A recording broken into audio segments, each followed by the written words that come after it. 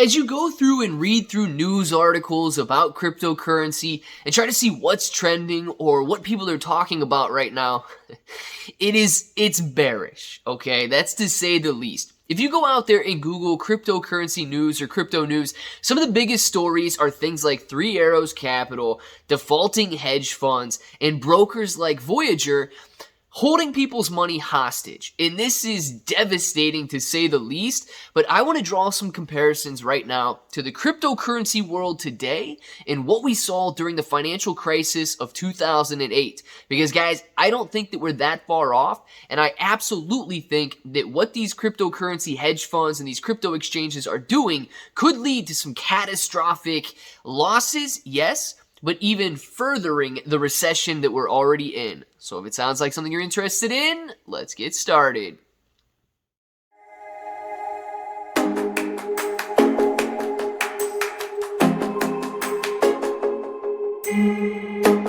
What's up, everybody? I'm Clay. I'm here to make 2022 the best year ever. If you haven't clicked that subscribe button, make sure to subscribe to the channel. Join us, become a bro. We are here every single day, and we are growing our portfolios together. And look, if you're brand new to investing, you don't know how or where to buy stocks and crypto, you got a link in the description below for Webull. It is super simple to set up your account. Any deposit, you're going to get free stocks, and then a $1 crypto trade, you're going to get $5 in free crypto. So make sure to check that out. Buy the dip if you guys are comfortable with it, because we are certainly on a dip. Stock market, crypto market, everything is down right now. And talking about everything being down, there's reason after reason after reason, and a lot of it is to poor decision making. That's all it boils down to. And I want to talk about some of this poor decision making because people very quickly, especially people that are in power, especially people that are set to make a lot of money, forget the past. And that is exactly what we're seeing right here. But instead of mortgage-backed securities, we're seeing a lot in the crypto space. So I want to draw some comparisons, and just to give a little bit of a brief history lesson, if you guys aren't too familiar with what happened during the Great Recession in 2008 there, these banks were basically writing mortgages on any house based on any income. It didn't matter. You were going to get approved. Why did they do it? Because the bankers were making a lot of money signing these mortgages and giving mortgages to people who didn't really qualify.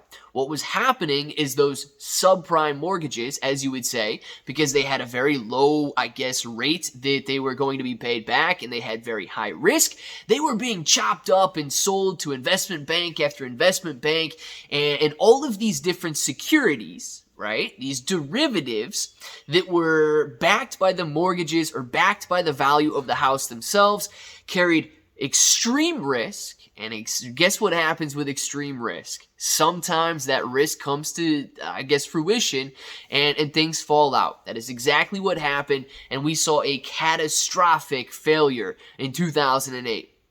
Now, we could absolutely be seeing the exact same thing again happening right now with the crypto space. And let me tell you why. We're seeing brokers like Voyager hold people's money hostage. We're seeing Celsius do the exact same thing. Three Arrows Capital, a major cryptocurrency hedge fund, says, we don't have to pay our loans back. Obligation? This is 2022. What is an obligation? There's no such thing as a liability. If we don't want to pay it, we're not going to pay it. And unfortunately, that seems to be the theme in a lot of people's lives right now, is that obligation and liabilities are just words. They don't mean anything. So why does it affect these cryptocurrency exchanges the way that it is? Why are they shutting down? Why are they freezing assets? Why are they freezing accounts? Because what they do, you and I, we go out, we sign up for a cryptocurrency exchange, we deposit our money, we buy our Bitcoin, we buy our Shiba Inu coin, whatever cryptocurrency you want to buy, and then guess who goes and loans that money out? They loan it to hedge funds. So if you've got money in Voyager, what they're doing is they're loaning that money out to these other hedge funds who are getting leverage on that money. And leverage, man, I'm going to tell you, it's 9 days out of the week, leverage is going to be detrimental if you are taking on risk that you cannot afford. So what happens is all of this borrowed money, and everybody's willing to borrow when things are going up, right? And everybody's willing to leverage when crypto is going up. Why? Because if you're going to make 10%, you're going to make 100%. And if it's going to go up now, it's going to go up forever. There's no such thing as risk during a bull market because it's only ever going to go up. Now, what happens when you borrow and you leverage and you don't know what you're borrowing against, and all of a sudden, the same way they repackaged these subprime loans and these subprime mortgages back in 2008, the cryptocurrency world was doing the exact same thing. They were taking investors' funds, they were taking investors' money, they were packaging them up, selling them to cryptocurrency hedge funds who didn't know what they were doing. These guys are straight out of kindergarten. They're out there buying whatever they want to buy, over leveraging themselves, and not considering the risk.